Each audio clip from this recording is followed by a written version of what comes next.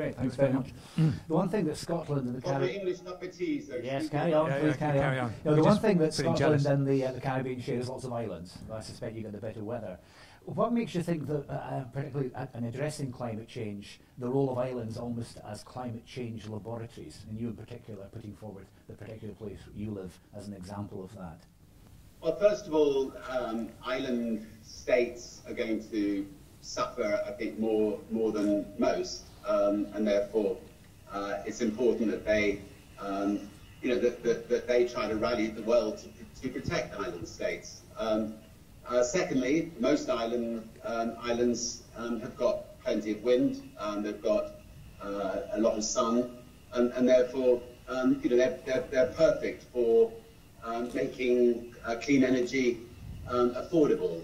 To get fuel to islands, you have to, you have to use ships to get it there. It's very expensive. So the economics of actually turning island states into clean energy, makes sense. So we've had a couple of conferences here trying to rally the various islands together and to try to help put people with money together with parliaments, and to also show the countries in the islands that how to do it and how it can be effective. And obviously we've got to get NECA as a shining example, and we're in the process of doing that. So 6 months from now, we ought to be, as near as damn it, carbon neutral. So Richard, Scotland, a modern industrialised country, it has a target of 100% of its electricity to be delivered by renewable energy by 2020. Targets are a great thing, they're a great driver of public policy, but how does that reflect into business opportunities, particularly across the rest of the world? Where do you see the opportunities are for renewable energy in places such as China or Africa or the Far East? I think that the opportunities for entrepreneurs in renewable energy are gigantic. I mean, it's I don't think there's any one single sector out there that's more exciting. We need entrepreneurs in Africa. We need more entrepreneurs in China. We need more entrepreneurs in Scotland, just to get out and bring these dreams to reality. And make money in the process, and be proud of the fact they've made money in the process. So Scotland has a lot of wind, and I know that there's planning issues to get windmills up there, but I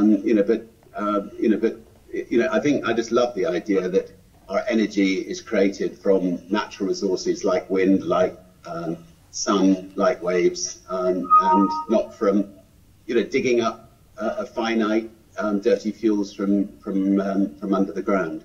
Fine, thanks. And just to finally round up, the whole basis behind your sort of carbon war room is the fact that low carbon and carbon reduction is one of the biggest business opportunities facing the world just now. You just want to finally give us some thoughts on how you think that should be taken forward, particularly across the globe. Well, I mean, the Carbon War Room we set up, we set up two initiatives. We set up the Carbon War Room and the Virgin Earth Prize. The Carbon War Room was there to try to work with the 22 industries that put out the most carbon, and try to come up with imaginative ways of them taking carbon out of their industries, saving themselves money, and to reduce the damage to the environment. The team there have done a great job. I think my only wish would be that we could get a little bit more support from a few more businesses to support other sectors, because we're not tackling all 22 sectors at the moment. The Earth Prize is a prize that we set up, a $25 million prize, to try to get technicians and scientists and just ordinary people to see, if everything else fails, can we come up with a genius way of extracting carbon out of the Earth's atmosphere? Because if somebody can do that with enough quantity, we could then balance the Earth's temperature, and we won't have to have these conferences. So and I'm actually in discussions with one or two people to see whether they could, also maybe chip in a promise of another 25 million, so we could make it the biggest prize there is on Earth, to really encourage people to go for it. Great. Thank you. So Richard, we understand you're going to be in Glasgow for the Commonwealth Games in July. The Scottish Government and its agencies are busy running a seminar on sustainable islands, so expect an invitation to wing your way over the next few weeks. Ladies and gentlemen, can I just ask you to thank Sir Richard Branson for joining us, giving us his thoughts in the traditional way. Thank you very much.